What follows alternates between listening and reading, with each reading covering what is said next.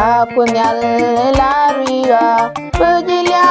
ku didi la tu sarang ke charku sarang ke yupidara itikudu yang yeda kenyin gadia aku nhial la rueca bejilia ku didi la tu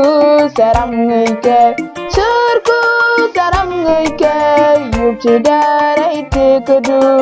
yang yeda kenyin gadia aku baba kepcide kanya dari mon mijeng salgoy baba de bejilia gaman gudwa bejilia bejipuan bejibot baba aman sangkel miwi benwa bejilia bejipuan bejibot baba aman sangkel miwi benwa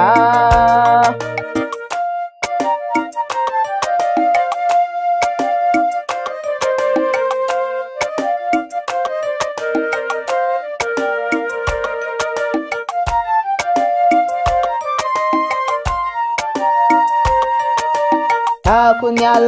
la rueca elliro reitikuda elliro wi mon kelu bejilia ku shime ngado tikel kia en barang yang du baba aku nhial la rueca elliro reitikuda elliro wi mon kelu bejilia ku shime ngado tikel kia en barang yang du baba aku baba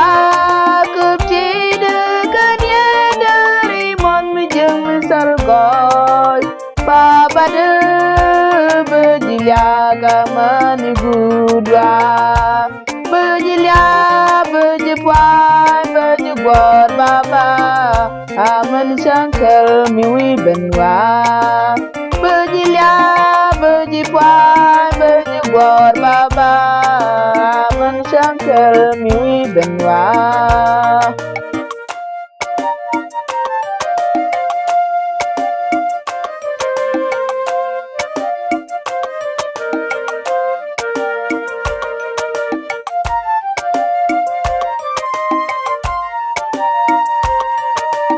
aku nhial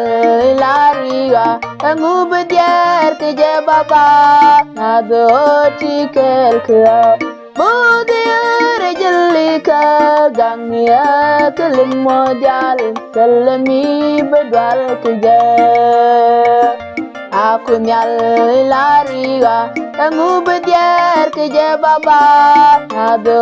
tikel kia budier jelika gangya kelim modal selemi bedwal keja aku baba kepcide kanya dari mon mijeng salgoy baba de bejilia gaman gudwa bejilia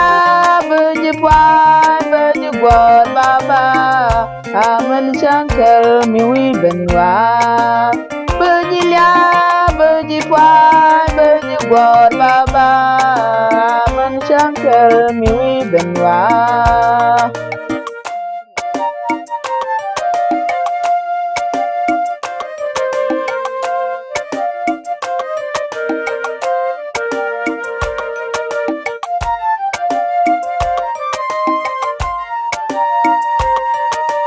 aku nhial